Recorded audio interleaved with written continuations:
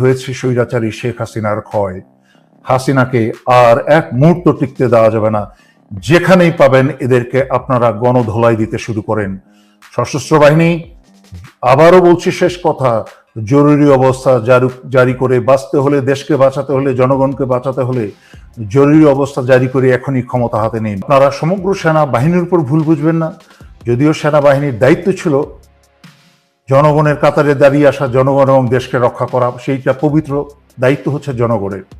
যাই হোক, যেহেতু হাসিনা তার সর্বোচ্চ ক্ষমতা ব্যবহার করে ফেলেছে, ক্ষমতায় টিকে থাকার জন্য পুলিশ, বিজিবি, প্যারামিলিটারি সব ব্যবহার করেছে, এমনকি সশস্ত্র বাহিনী ব্যবহার করে কারফিউ পর্যন্ত জারি করেও ছাত্র জনতার বিরুদ্ধে পরাজিত হয়েছে। এখন স্বৈরাচারী শেখ হাসিনার হাতে আর কোনো শক্তি বাকি নেই। সেই কারণে স্বৈরাচারী শেখ হাসিনা বাংলাদেশের চিরশত্রু ভারতের ষড়যন্ত্রের কে আহ্বান জানিয়েছে বিডিআরের মতো আরেকটা হত্যাকাণ্ড ঘটাতে।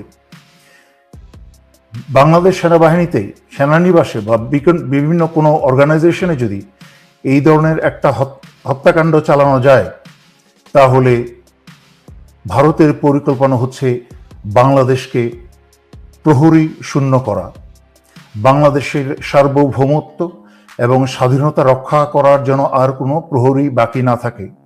তাই নিজেদের মাঝখানে রক্তক্ষয় শুরু করে দিয়ে সেনাবাহিনীর অফিসার এবং দেশপ্রেমিক সেনাদেরকে হত্যা করে হাসিনা বাংলাদেশের ভিতরে ভারতীয় সেনা প্রবেশ করাবে।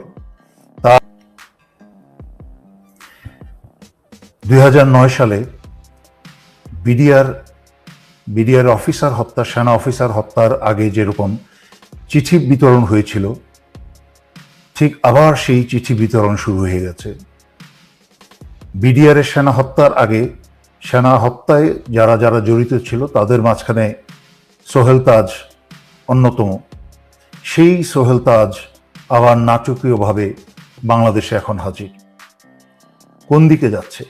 হঠাৎ করেই জামাত শিবিরকে চিঠি দিয়ে এই স্বৈরাচারী শেখ হাসিনা সরকার বাতিল করল।